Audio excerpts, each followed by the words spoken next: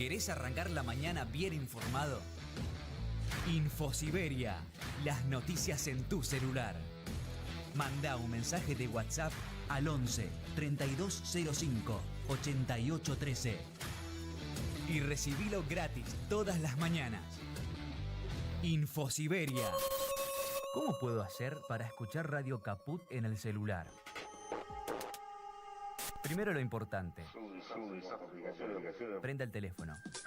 Así puedo acercar a saludarlos y... Abra el Play Store de Google, tipee en el cuadro de búsqueda Radio Caput, Caput con C. No desesperes, es la única que hay. Toque el botón instalar y espere unos instantes. La aplicación de Radio Caput ha sido instalada exitosamente. Busque el icono en su celular. Los quiero mucho, los aprecio y los admiro mucho, lo que hacen, los felicito. Y podrá escuchar la única y irreemplazable programación de Radio Caput. Sería un placer para mí, realmente. Radio Caput. Radiocaput.com. Mientras todos duermen, algo muy extraño ocurre en los laboratorios químicos RX. Seguinos en Twitter, @Radio Caput, o en Facebook, Radio Caput. En Caput pasan cosas. Yo no quiero llamar periodistas a los sirvientes. No quiero llamar periodistas a los que cobran para destruirnos. Estos que se dicen periodistas y que dicen la verdad pero a medias, hay que ponerles otro nombre. Yo hablo de los verdaderos periodistas. Hay cantidad de radios como esta que se juegan, que les cuesta, que es un esfuerzo enorme, pero que siguen estando en el aire. Me parece que eso es lo que hay que reivindicar. Radio Caput. Yo hablo de los verdaderos periodistas. Esas cosas. ¿Sabe lo que pasa? Acá le está fallando el engranaje. Si usted no le pone un poquitito de Radio Caput, el engranaje va a seguir fallando. Radio Caput. 5, 4, 3, 2, 1. ¿No quieren? Mate. Bueno, a ver. Ok. Sí. ¿Es acá? Sí. Ahí sí puede ser. Radio Caput. Radio Caput. Radio Caput. Esto es Radio Caput. Buenas noches, muchas gracias. Radiocaput.com. Estás conectado. Estás en Caput.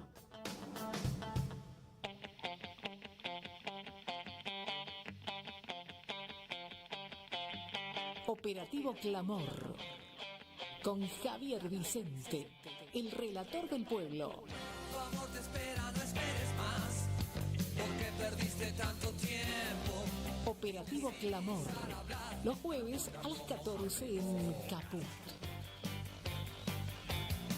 Entre lujurias y represión, bailaste los discos de moda y era tu diversión burlarte de los ilusionistas.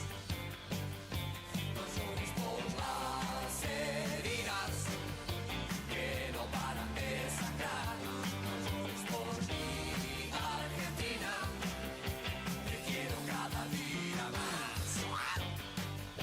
Muy buenas tardes a todos, a todas, a todes. Bienvenidos a la tarde de Radio Caput. Como cada martes y como cada jueves, hacemos Operativo Clamor, dando testimonio siempre en tiempos difíciles. Y claro está que son tiempos difíciles estos, porque no solo la situación económico y social se ha deteriorado de un modo tal que afecta a la mayoría de los argentinos, más allá de a quién votó y más allá del apoyo que todavía tiene el actual presidente, aquí lo más trágico de esta situación de descomposición social, económica y de calidad de vida de los argentinos, de vida en comunidad de los argentinos, lo más trágico de todo es que estamos perdiendo la batalla cultural. Tenemos que noticiarnos, muchachos. La batalla cultural que es tan decisiva como las batallas económicas que estamos librando desde hace un buen tiempo a esta parte frente a la oligarquía apátrida, vende patria y dispuesta a sacrificar el cuerpo de los argentinos en pos de sus beneficios. Lo más problemático de todo esto es que estamos perdiendo la batalla cultural. Ahora, la batalla cultural la estamos perdiendo ahora, en este momento. La venimos perdiendo en los últimos tiempos, sobre todo producto del mal gobierno que hizo el compañero Alberto Fernández. ¿Y cómo revertirla? Porque la batalla todavía se sigue librando. La guerra no ha terminado ni va a terminar por un largo periodo, salvo que terminen asesinando a los 40 millones de argentinos. Entonces, ¿cómo hacemos para revertir esta derrota parcial en la batalla cultural si además no tenemos los fierros porque no supimos aplicar la ley de medios y por lo tanto hoy los medios de comunicación están más concentrados en pocas manos que nunca, porque no fuimos capaces de resignificar y mantener, por ejemplo, una herramienta maravillosa como lo era Fútbol para Todos, hoy rescatada en las redes sociales por pibes que van entre los 15 y los 30 pirulos y que ni siquiera participaron de aquella gesta, pero que hoy la rescatan, la ponen en valor. Y entonces, justamente a partir de esa experiencia de la que vengo teniendo y dando cuenta en estos días, a partir de ese rescate de mi figura, del Fútbol para Todos, de algunas de las consignas de la década ganada, lo que vengo pensando al respecto es que para revertir esta derrota en la batalla cultural, si hay algo que no podemos hacer es avergonzarnos de los grandes logros que hemos tenido. Y eso es lo que nos pasó en los tiempos recientes, que nos avergonzábamos de rescatar y resaltar el logro del Fútbol para Todos, de la ley de medios, de la asignación universal por hijo, de todos los logros que se consiguieron durante la década ganada y al mismo tiempo resignificarlos a este tiempo y a esta hora. Pero lo peor que podemos hacer, sin dudas, en esta batalla cultural, si es que queremos revertir esta derrota que estamos teniendo, es avergonzarnos de los logros de la década ganada. Por eso, en ese sentido, lo que yo digo es que si hay algo que tenemos que mantener y que lo vamos a tratar de hacer desde este lugar, desde esta maravillosa herramienta de comunicación que es Radio Caput, es justamente resaltar esos logros, resignificarlos para este tiempo, pero no devaluarlos, todo lo contrario. Las banderas no se bajan en la batalla cultural, las banderas se levantan más alto que nunca, y esa forma y ese modo será el que más tarde o más temprano nos dé la victoria.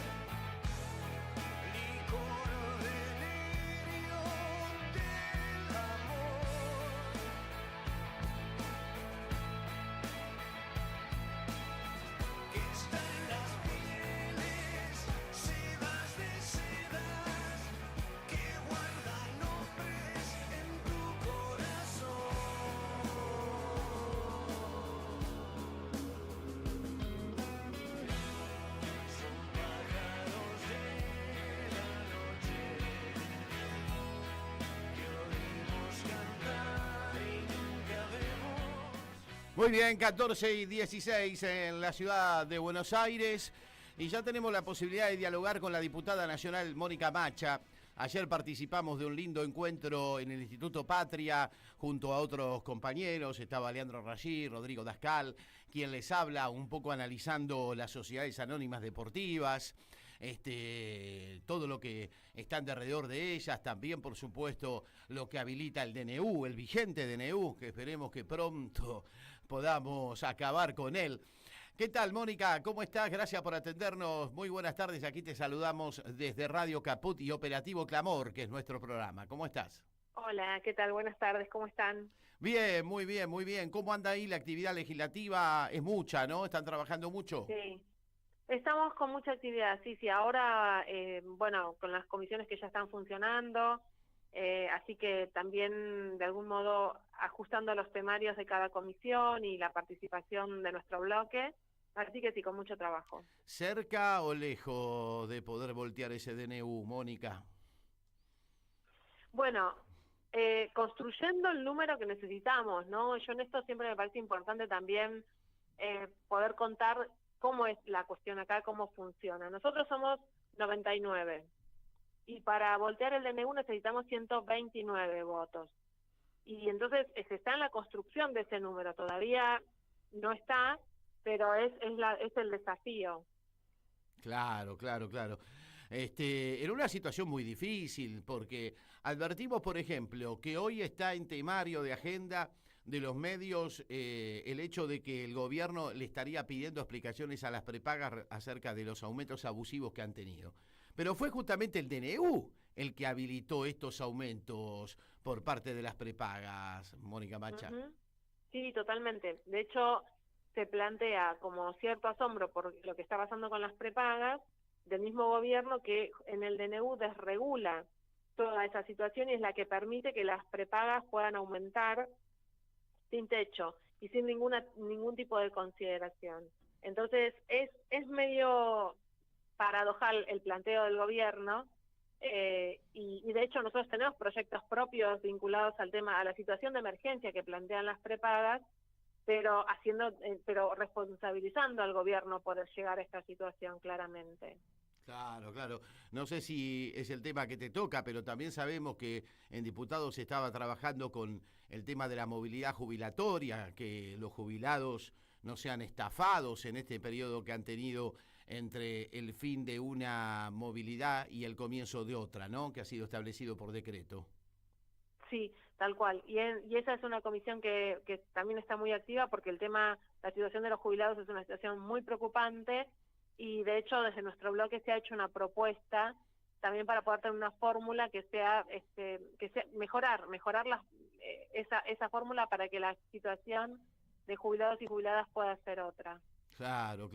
Ahora, ayer lo charlábamos en la mesa y la verdad que resultó interesante en ese sentido abordar una perspectiva de lo que está pasando respecto de que no solo es un programa económico que yo lo llamo de restauración oligárquico neoliberal con fachada narcocapitalista, de los que hemos tenido muchos, es la primera vez que es con fachada narcocapitalista, pero de estos proyectos ortodoxos, conservadores, de traslado de recursos de un sector de la población a otro, hemos tenido muchos, pero con la particularidad esta vez que se da una batalla cultural que resulta crucial, me da la sensación, para este tiempo de la Argentina, Mónica. Sí, coincido con vos. Yo creo que el concepto que mejor describe esto y que hasta ellos también lo utilizan es el de batalla cultural.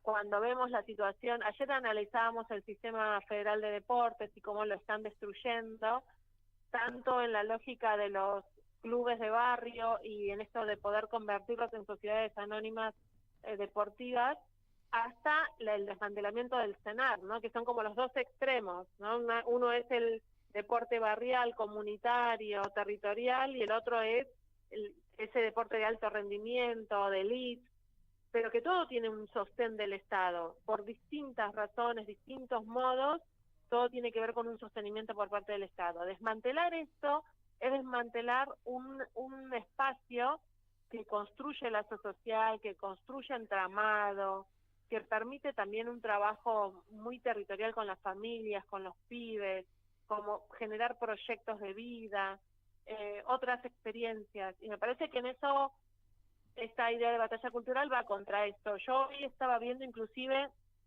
que están desmantelando el ENIA. El ENIA es un programa de que dependía del Ministerio de Salud, vinculado a la prevención de embarazos no intencionales en la adolescencia. Un programa que es eficaz, que redujo en un 50% el embarazo en la adolescencia, el embarazo no intencional en la adolescencia, y está claro que no es un problema de presupuesto, porque es un programa que articula a otros, no requiere en sí mismo presupuesto. Lo que sí hay es una idea de volver a generar una jerarquización entre los géneros, de borrar toda nuestra lucha y nuestra militancia por la igualdad, y es un proyecto político y un proyecto de sociedad, es también una restauración conservadora. Totalmente. Aquí Gabriel Agote, mi compañero de ruta, quiere formularte una pregunta, Mónica. ¿Qué tal, Mónica? Ayer estuvimos en la charla y a mí hubo algo que me pareció de lo más interesante, que sobrevolaba tu discurso y en un momento lo hiciste explícito, ¿no? Y quiero retomar esto que decías vos de lo que tiene que ver con la trinchera de cada uno, ¿no? Yo en general, del compañero Gramsci, prefiero resignificar el concepto en términos de guerra cultural, ¿no? Porque me trato de imaginarme a San Martín al día siguiente de cancha rayada, preparándose, digamos así, mordiéndose con algún gen italiano el dedo, diciendo, bueno, esta la van a pagar. Digo, desde el lugar de esto que decía Perón, de no dejar ningún frente sin articular, sin quedarnos desde el lugar de meros espectadores, donde cada militante, donde cada compañero o compañera tiene su función, y me parece a mí, por lo menos, no sé cómo lo ves vos, que esa es la mejor forma de entender el concepto de bastón de mariscal, ¿no? Porque si no caemos en esa cosa típica de la mirada así en perspectiva, de fulano candidato a tanto, mengano conducción, sutano, se entiende, ¿no? Digo, y me parece que la idea de bastón de mariscal es ¿qué estaría esperando de mí la conducción en este momento en el lugar en el que me encuentro? Porque no hay manera, digamos, de que en la política, como decía Perón, uno le pueda dar órdenes todo el tiempo a todos los soldados en cada lugar en que se encuentran, ¿no? Y vos lo hacías muy, muy explícito esto ayer, en el sentido de, bueno, dar la lucha en cada lugar, digamos, y como decía el compañero Herminio, militarla las 24 horas al día y la noche también. No sé cómo lo ves. Exactamente. Sí, yo creo que es eso, que todos tenemos una función, que todos, bueno, digo todos pensando también en quienes nos encontramos en la militancia y quienes decidimos que nuestra vida esté atravesada por la militancia política, y que además hay funciones que son coyunturales, que tienen que ver con épocas, con momentos, pero que la militancia o la definición de militar es general para toda la vida y es permanente. Entonces yo creo que el lugar en el que estemos es nuestro lugar de lucha y de militancia, y que inclusive las herramientas o las estrategias que vamos a utilizar son las que tienen que ver con ese contexto, ¿no? O sea, me parece como que me parece interesante eso que decías vos, de no quedarnos con la mirada de entonces el bastón de mariscal es quien conduce, ¿no? Porque eso es una discusión. Pero yo creo que esta idea del bastón de mariscal es esto. Todos tenemos, y todos y todas tenemos ahí una definición de protagonizar esta época, desde el lugar que nos toca, pero siendo como muy conscientes del momento político y de las convicciones que nos habitan. Y eso es lo que nos va a ordenar también en nuestra tarea cotidiana. Claro, Mónica, porque en definitiva podemos no tener los fierros, pero lo que no podemos dejar de tener es el discurso y la coherencia del discurso. Fíjate lo que está pasando en Chile. ¿Cuántos años han pasado desde el golpe a Allende, desde todo lo que sucedió después, la desaparición prácticamente del Partido Comunista en Chile, y hoy el Partido Comunista gana la presidencia de la Cámara de Diputados en Chile? Una mujer además. Una mujer además. O sea que las batallas hay que darlas, porque a la larga o a la corta se pueden ganar, Mónica. Sí, pero además nosotros tenemos también en nuestra historia y en nuestra reciente historia también las marcas de esas victorias, ¿no? Ayer lo hablábamos. Y a mí me parece interesante porque muchas de las cosas que nosotros pensamos o nos imaginamos y queremos para el Estado, obviamente van a tener que tener la transformación y la contextualización de cada momento, ¿no? O sea, nosotros no haríamos bien si añoramos los 12 años pensándolos en el presente, porque esos 12 años tuvieron que ver con un contexto también. Pero sí la idea de un Estado presente, que articula, que transforma, que tiene coraje, que tiene rebeldía, que incomoda. Entonces eso es lo que tenemos que reconstruir, me parece a mí. Y no han pasado, o sea, Chile tuvo que esperar 51 años o 50 años para poder llevar adelante una experiencia diferente. Nosotros no hemos tenido, bueno, estos 12 años, o sea, nuestros tiempos han sido más acotados. Al punto es como eso, cómo reconstruimos un horizonte posible. Totalmente. ¿Y qué lugar te parece va a ocupar la política en ese sentido? Acompañando a la sociedad, yendo adelante en forma de vanguardia, porque hay momentos donde también hay que ser vanguardia. Porque te acordás que se decía siempre, bueno, Néstor está a la izquierda de la sociedad. Y entonces Néstor se adelantaba en los tiempos, planteaba los temas, producía las acciones de acuerdo a esos temas y después la sociedad acompañaba. También a veces la política tiene que ser vanguardia, Mónica Macha. Sí, seguro. Lo que pasa es que Néstor pudo hacer eso después de ganar la elección, ¿no? O sea, él fue como muy irreverente en ese punto, pero siendo el presidente de la nación. Yo creo que nosotros ahora estamos en una situación en eso más complicada. Entonces tenemos que recuperar el gobierno del Estado y tenemos que poder construir una propuesta que sea abrazada por la población, por la mayoría. Entonces eso implica como hay algún movimiento, ¿no? O sea, cómo llegamos a ese punto. Claro. ¿Vos creés que hay que acompañar, por ejemplo, en este caso de las sociedades anónimas, donde los clubes se han dado una resistencia, porque además tienen un entramado que ya lleva muchos años, son centenarios la mayoría de ellos, y nunca necesitaron de la política? Siempre la política de alguna manera fue parte, pero no es que la política los alimentó. Hoy, ¿cómo ves esa posibilidad de acompañar a los clubes en esta resistencia a convertirse en sociedades anónimas, por ejemplo, no?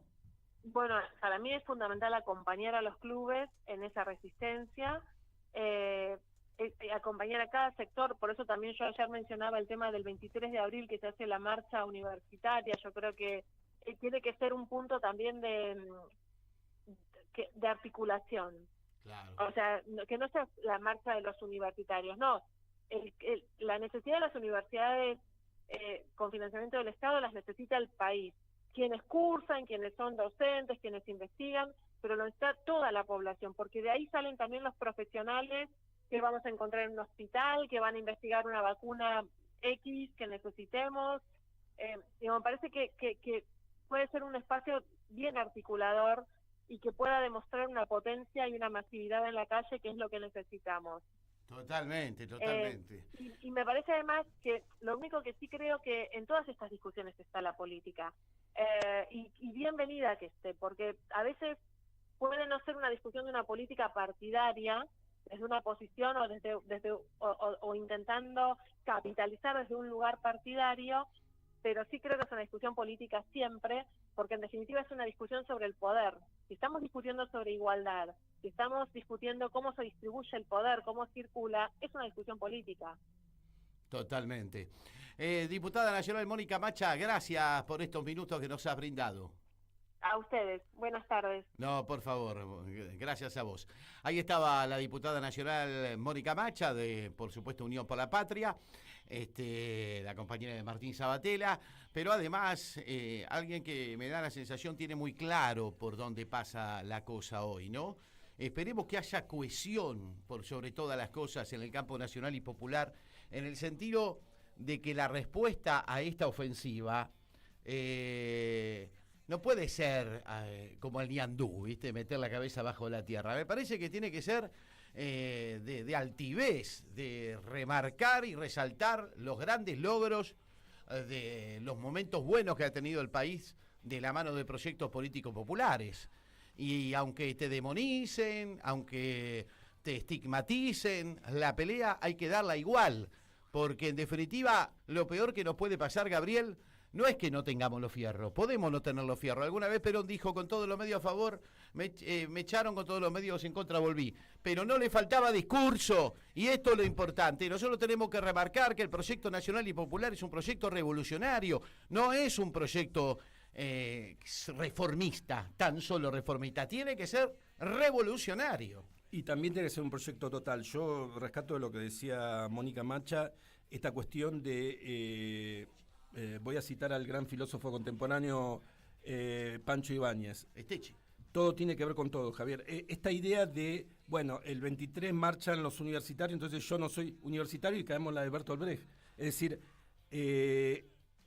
lo decía un viejo filósofo romano en latín, hombre soy y nada de lo que es humano me es ajeno. Y cuando se juega la estatalidad y cuando se juega el guarrail de la sociedad, cuando se juega la garantía en última instancia del bienestar de la población, cada una de las luchas que sostiene y defiende un Estado fuerte y participativo, activo y eficiente para todos, es una lucha que nos compromete a todos. Como decía en la parte final de Los Hermanos Karamazov, el personaje de Dostoyevsky, a su madre. Somos responsables, Javier, de todos, por todo el tiempo, y yo más que cualquiera de los demás. Sin duda, sin duda. En ese sentido, va a ser muy oportuno, muy interesante dialogar con Fernando Esteche, con el profesor universitario, alguien que tiene un análisis de la geopolítica internacional muy interesante, por eso siempre es muy fructífero dialogar con él. ¿Cómo te va, Fernando? ¿Qué decís? ¿Cómo estás, Javier? Un gustazo hablar con vos esta tarde. Bárbaro, buenísimo. Bueno, ¿qué está pasando? Sobre todo después de lo que ha sido este fin de semana con la reacción lógica de Irán frente a la ofensiva que Israel, de la mano de Netanyahu, ha desatado en todo Medio Oriente, Esteche.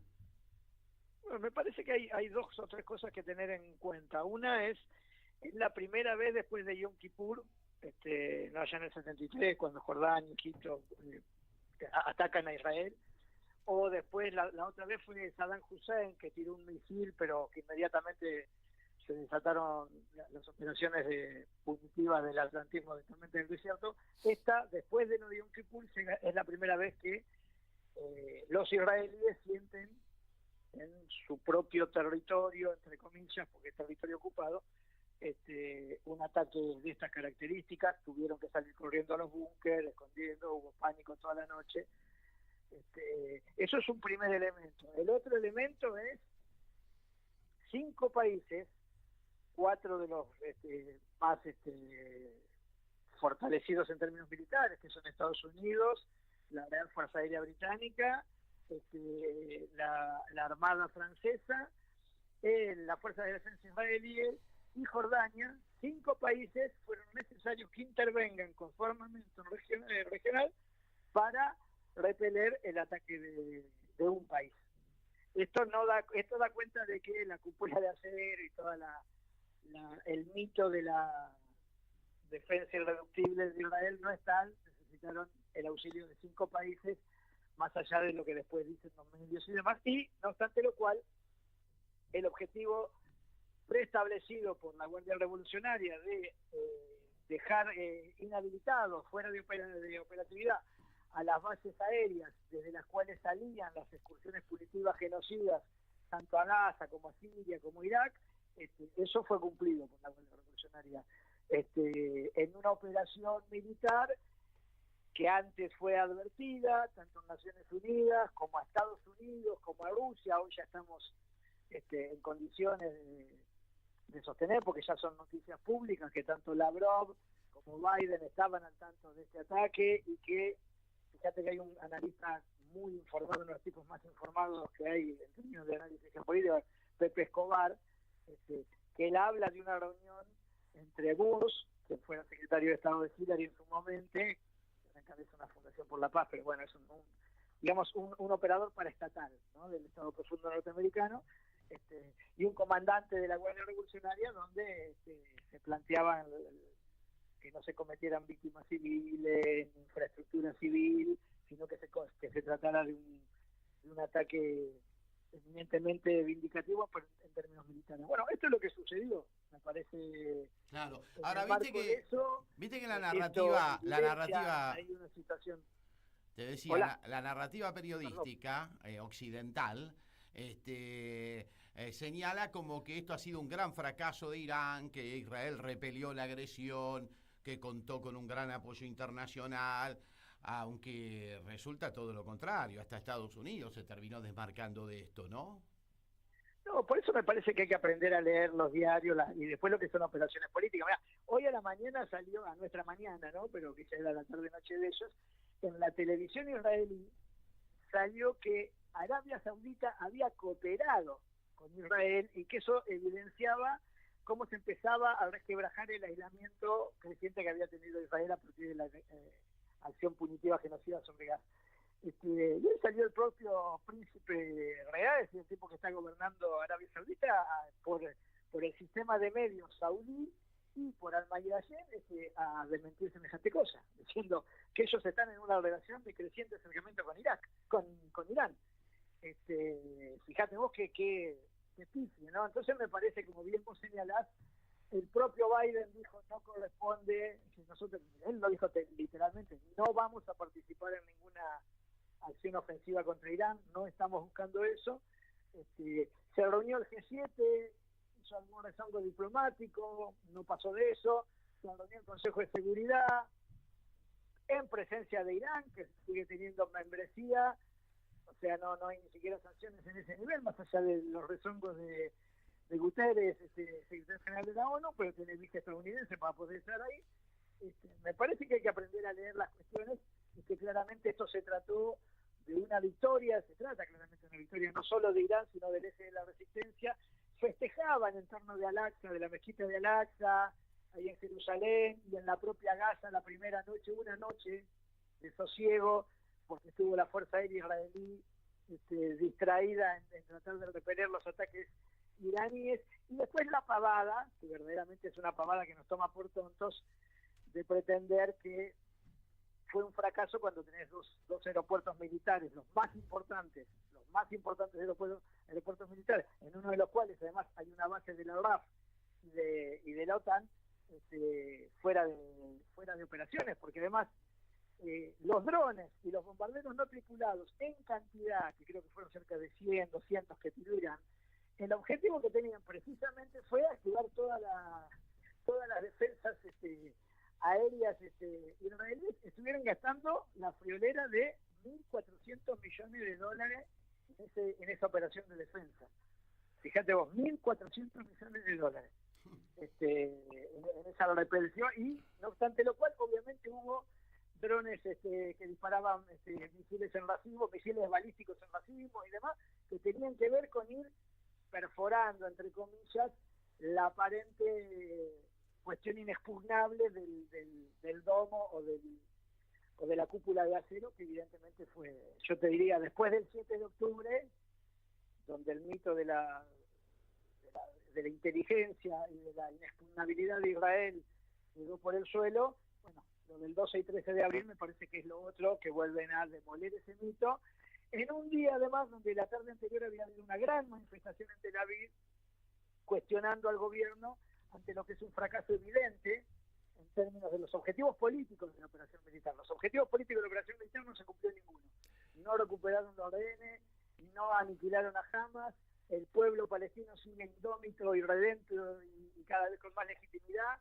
La cuestión palestina como legitimidad a nivel de Estado, con membresía de Naciones Unidas, de Estado soberano, hoy todos los países, incluso los países de la OTAN, reconocen que es la única salida posible, y Israel está en un proceso de creciente aislamiento. Entonces, me parece que más allá de lo que hagan Netanyahu o sus personeros, y Conan y el loco que tenemos por presidente, y el embajador israelí en Argentina, que termina ahora oficiando de vocero de la presidencia, esas son sobreactuaciones de un converso fanático que, gracias a Dios y a la realidad de la geopolítica mundial, claramente lo que sucedió es, debe haber habido un llamado del embajador norteamericano a la Casa Rosada diciendo que paren un poco con la sobreactuación, que nadie tiene que emprender ninguna guerra, porque no es la política, no es la salida política que se está pensando para desescalar la crisis. Así que yo creo que nos asomamos al abismo, todos temblamos, todos nos preocupamos,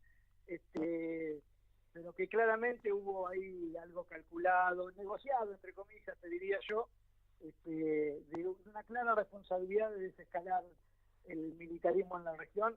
No te olvides que ahí están los BRICS todos comprometidos, que ahí está el atlantismo queriendo penetrar hacia Asia también, con acuerdos de desarrollo de infraestructuras, donde para hacer negocios las grandes transnacionales necesitan paz, no guerra. Fernando Esteche, Gabriela Gote te saluda, ¿cómo estás? Un gustazo.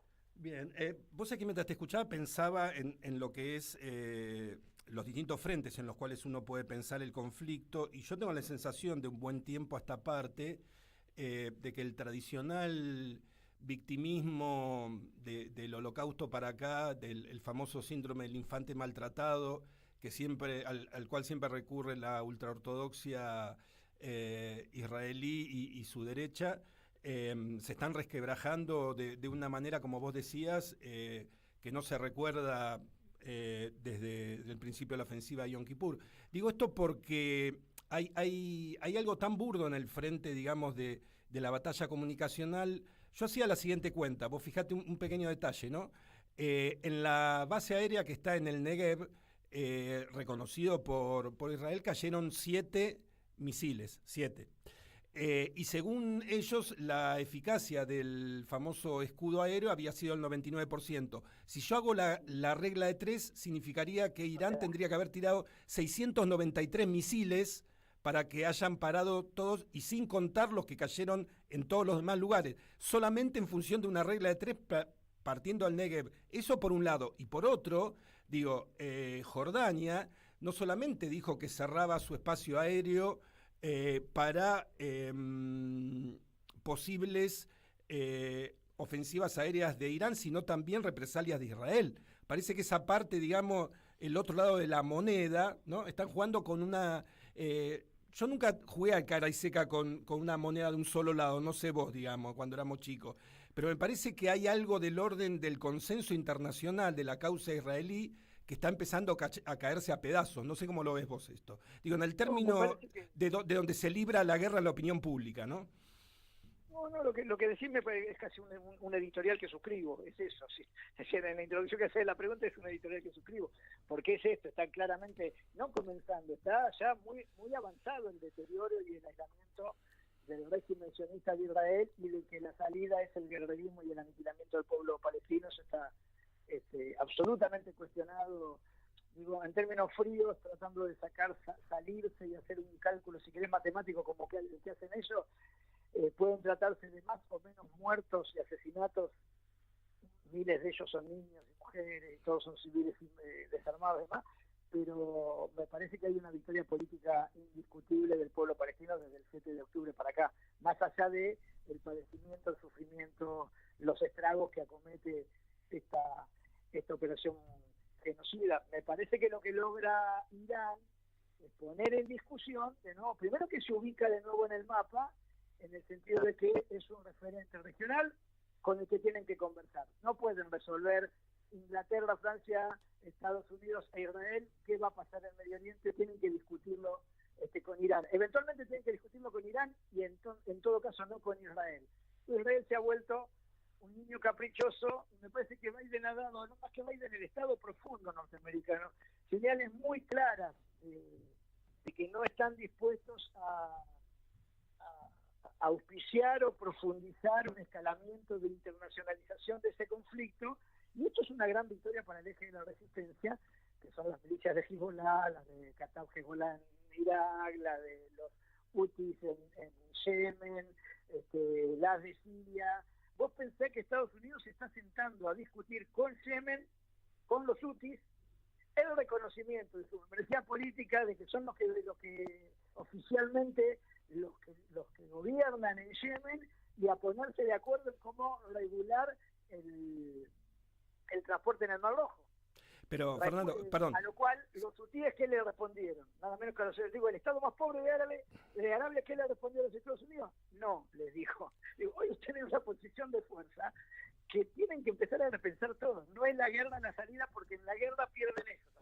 No, hay algo que yo quiero rescatar de lo que vos decís y que tiene que ver también con una encerrona histórica de la decadencia norteamericana, que es la guerra es el negocio solamente del complejo industrial militar. Digamos, el resto de los negocios, o sea, ahí está la interna del poder profundo a nivel mundial, que es, bueno, llega un momento que, viste, o sea, mientras todos están mirando cómo hacen plata los que fabrican fierro, los demás dicen, bueno, che, a ver, córtenla un poco porque nosotros también queremos un pedazo del queso. Digo, esto es básico, no sé cómo lo ves vos, pero digo, lo comentaste en un momento como al pasar, y me parece que no es menor, digo, cada tanto hay que recordar lo que decía Marx de la determinación material por la última instancia, digo, no viene mal, ¿no? Levantarse un día, Marxista, aunque sea la línea Groucho.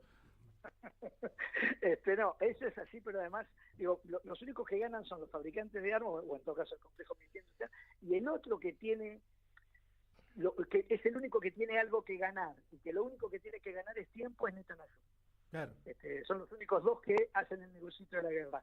El negocio de esta guerra en esta región no le sirve a China, no le sirve a Rusia, o sea, no le sirve a los BRICS claramente, no le sirve a Estados Unidos, que venía con los acuerdos de Abraham, ni incluso a quien pretenda gobernar un Israel en Medio Oriente que exista, tampoco le sirve, en el sentido que destrozó toda una telaraña de relaciones que venían décadas de trabajo desde los 70 hasta el 7 de octubre laburando, y en la que venían siendo muy efectivos. Lo explotaron por el aire. Al único que le sirve es a Netanyahu, que está sumergido en una gran crisis, con graves acusaciones de corrupción y de ineficacia en la aplicación no solo de políticas públicas, sino fundamentalmente de la política de la dimensión militar, con una oposición nada menos que, por ejemplo, Galán, que es un general veterano de las guerras. Es decir, no es un nene de pecho quien se le está enfrentando a Netanyahu, pero que todos los sectores israelíes hoy están muy claros de que va el destino de su propia construcción jurídico-político nacional que han hecho desde el 48 para acá, en las locuras y los caprichos de un Netanyahu que está desaforado, que ha encontrado solo en Milei un interlocutor más o menos válido en el mundo, porque ni Borrell, ni Stoltenberg, ni Biden, Macron sobreactúa también un rezongo, pero el G7 fue muy contundente, y Putin, que tiene fluidísimos acuerdos con el Estado de Israel histórico, Rusia, fue muy claro, diciendo, ustedes sobre las operaciones genocidas de Ucrania no dijeron nada, no esperen que nosotros digamos nada sobre la acción de defensa de un Estado soberano que fue atacado por ustedes en un tercer país. Bien, y Fernando, y vos decías también entre a quienes les ha servido este conflicto, indudablemente al presidente argentino le ha servido, sobre todo puertas adentro. Me parece que esta sobreactuación afuera, como bien vos dijiste, no la consideraron ni la tuvieron en cuenta, pero puertas adentro le sirvió un poco para distraer la atención de los problemas económicos y sociales, para seguir con ese supuesto enfrentamiento, ¿no? Contra los sectores populares. Contra el eje del mal. Contra el eje del mal. O sea que él ha capitalizado de algún modo también este conflicto, ¿no? Sí, mira, sobre lo que decís me parece que es importante prestar atención a eso, si bien lo otro es muy importante, lo geopolítico. Pero los argentinos nos debemos y debemos y tenemos la obligación de prestar atención a algunos movimientos de los últimos días. 2 días antes de este 12-13 de abril sale el juez Carlos Maíque en una operación mediática vectorizada por Romina Mangel, amiga de jueces y fiscales, y de Jaime Estiuso, al sostener a partir de los medios, y fue título de todos los diarios, que la Cámara de Casación resolvió que Irán es un Estado terrorista, que Irán es el responsable intelectual de los atentados de Amigalaya, y Hezbollah el responsable intelectual.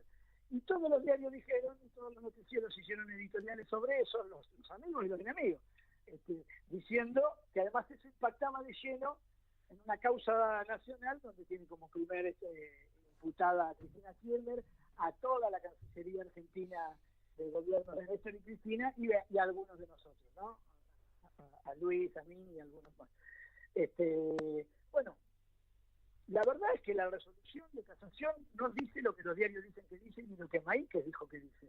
La resolución de casación, que en resolutivos empieza en página 706 en adelante, lo que dice es que absuelve a algunos de porque era una causa que no tenía que ver con los atentados de AMIA, sino con el encubrimiento de Müller, Barbacha, los fiscales de la causa, Galeano, el juez de la causa, Beiraja, presidente de la DAI en aquel momento, Menem, Corax, el presidente militar, que ellos armaron para encubrir lo que había pasado. Era desviar la pista siria, ¿no? Aquella oligarquía siria, amiga de la derecha israelí, que es la que financió a Daesh, a ISIS, contra Al-Assad en la guerra impuesta en 2011, con una terminal acá de la Policía Federal y de los servicios argentinos. Bueno, no, había que poner la pista iraní. Esto que te digo yo no te lo digo yo.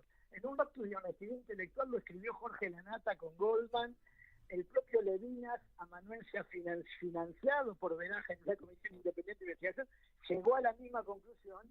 Y bueno, y el loco Salinas, el pájaro rojo, el pájaro Salinas también llega a la misma. Ya está muy claro que esto es así. Sin embargo, este loco May, que es el autor del lawfare, ¿no? El autor de la Gestapo sindical en Provincia de Buenos Aires como ministro de Justicia de la provincia, y después él y sus hijos como ministro de Justicia de la Nación y como jueces, articuladores del lawfare que nos tuvo a todos nosotros presos, ministros, vicepresidentes, empresarios, dirigentes populares. Ese mismo personaje, emulando a Nisman, va y habla se hace el canchero con Mangel y dice, sí, nosotros sabemos que fue Irán, y ojo que pueden mandar una fatua. Y el comunicado de la Oficina de Presidencia, de 4 párrafos, después que se juntaron con Conan y con el embajador israelí, de los 4 párrafos, 2 dicen que le prestemos atención a la causa del protocolo del memorándum con Irán. Digo, se activó a nivel doméstico de nuevo con una fake news el dispositivo del lawfare. Sin duda. Digo, prestar atención a esto y prestar atención a que tenemos en el Ministerio de Defensa una loca como Bullrich y en Policía de la Provincia un loco como Wolf, ambos sionistas, ¿no? Bullrich, Yanko, Montoto, a que no vaya a ser que estén esos argumentando y construyendo la legitimación de una operación de falsa bandera, agarrar a un pobre pibe que vino de Líbano, lo meten preso en una célula libanesa y meter una bomba falsa en algún departamento administrativo del gobierno nacional y decir que nos está atacando a Hamas, a los efectos de construir o imponer un estado policíaco y construir una división moral entre los que estamos con el bien occidental y judío-cristiano y los que estamos con el mal, Irán, demoníaco y todo eso. Guarda con eso, prestemos la atención a eso. Me parece que ahí sí hay operaciones en desarrollo.